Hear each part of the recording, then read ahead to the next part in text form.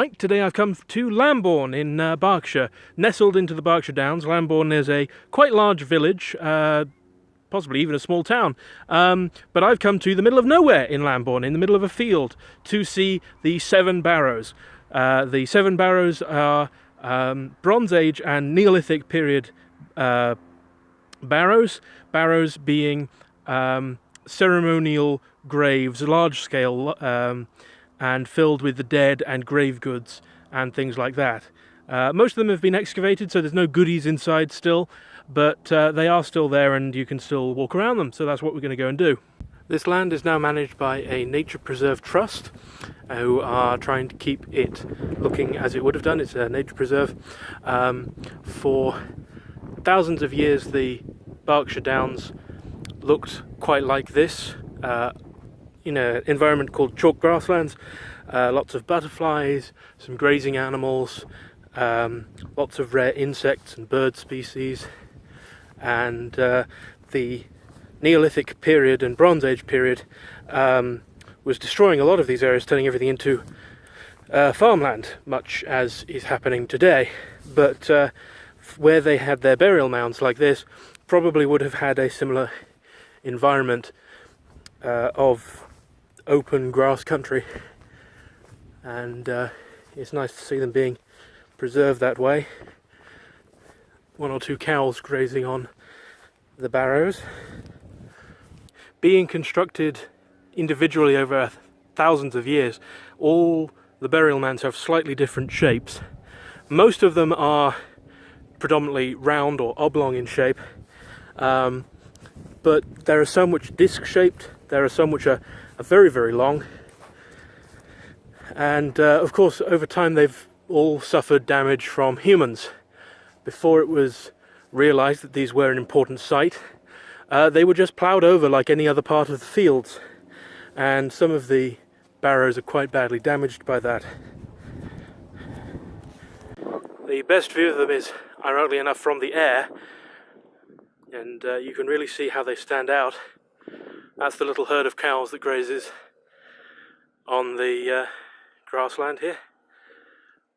Let's see how many I can count. 1, 2, 3, 4, standing on 5, 6, 7 just over there, and there's another 3 that were either destroyed or are nearby but not within the nature preserve.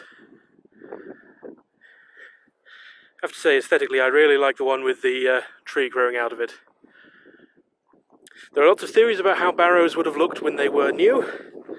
One of the ones I think is most fun, but possibly not real, is that they were bare chalk and kept a bright gleaming white, in the same way the Uffington White Horse was kept white, by continually adding fresh chalk to the surface. I don't particularly think that's likely, but it is the most poetic. It's actually a really nice area of English countryside.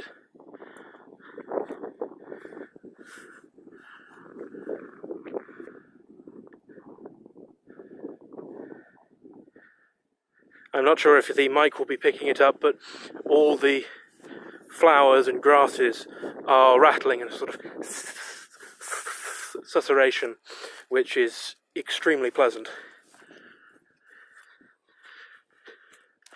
And I've seen pheasants on the way up here, I've seen hares, I've seen rabbits, I've seen just about all the typical English, all the typical English animals, which is very nice. I'm going to go hunting for the long barrow. There is a long barrow nearby, mostly destroyed with some remnants of sarsen stones, but I don't know if I'll find it. Right, unfortunately no sign of the long barrow.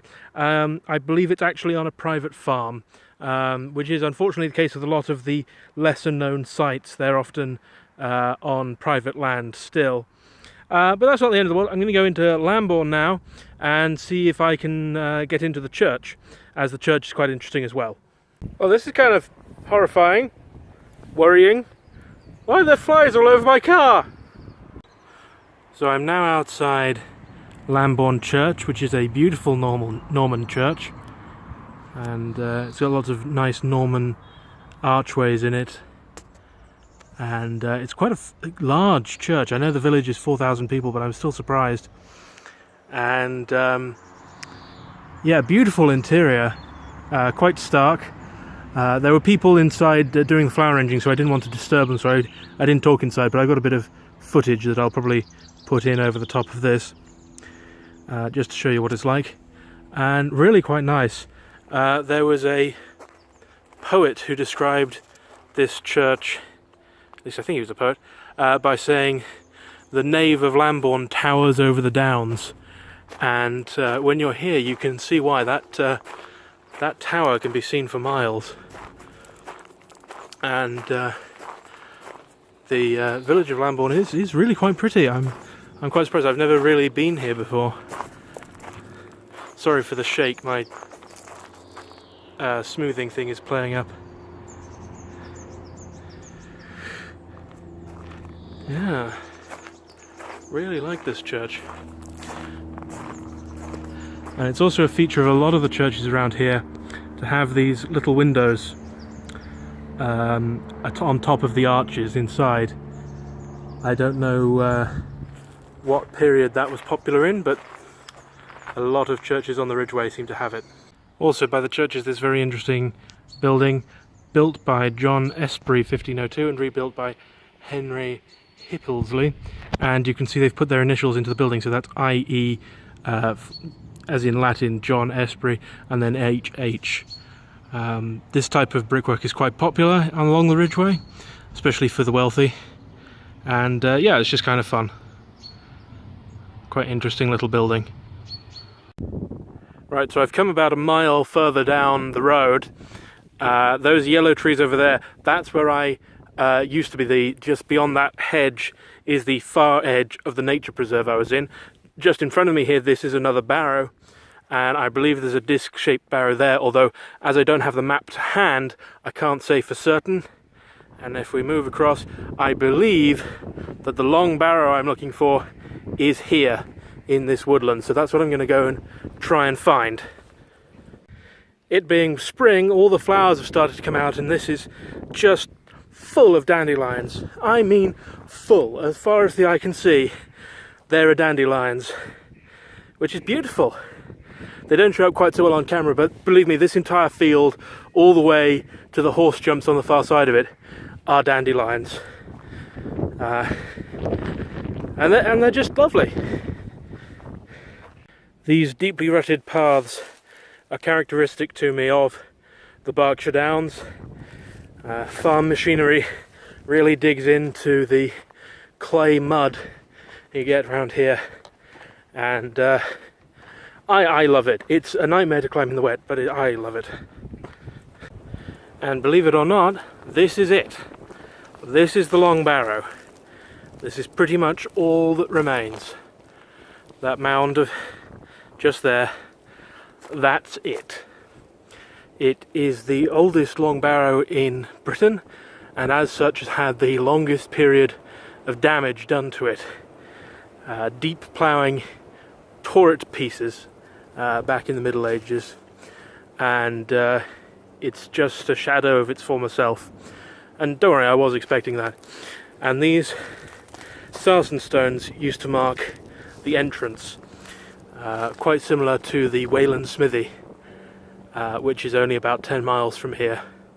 And this site was 4,000 years old. No, sorry, it's worse than that. It's 6,000 years old. It was 4,000 BC. So yes, it's likely that this barrow was the reason that all the other barrows were built, that they built this one great long barrow, and everybody else afterwards wanted one of their own. You can easily construct in your minds the kind of environment. Maybe a great king or hero was buried here, and then prestigious families wanted to be buried nearby. There's no evidence for it, and there'll never be any evidence that that was exactly what went on, because there's no written record, there's no cultural memory, there's only conjecture on why everyone was buried in the one place. But it seems likely that they all came to be near this barrow. And as a final note, this sarsen stone is the same type of stone used to build the church at Lambourn. So for 6,000 years they have been using this sarsen stone to mark the holy places to their dead, which is kind of neat. This is also a beautiful stand of trees just through here. It's lovely. Privately owned though, can't go inside it. Big fence in the way. Anyway, it was good to finally find it. Here's another barrow that's been dug into. You can see the brilliant white chalk. It's quite astounding. Sorry, I've just pulled over off the road, that's why it's quite shaky. Sorry about that. But yeah, barrows. Neat, eh?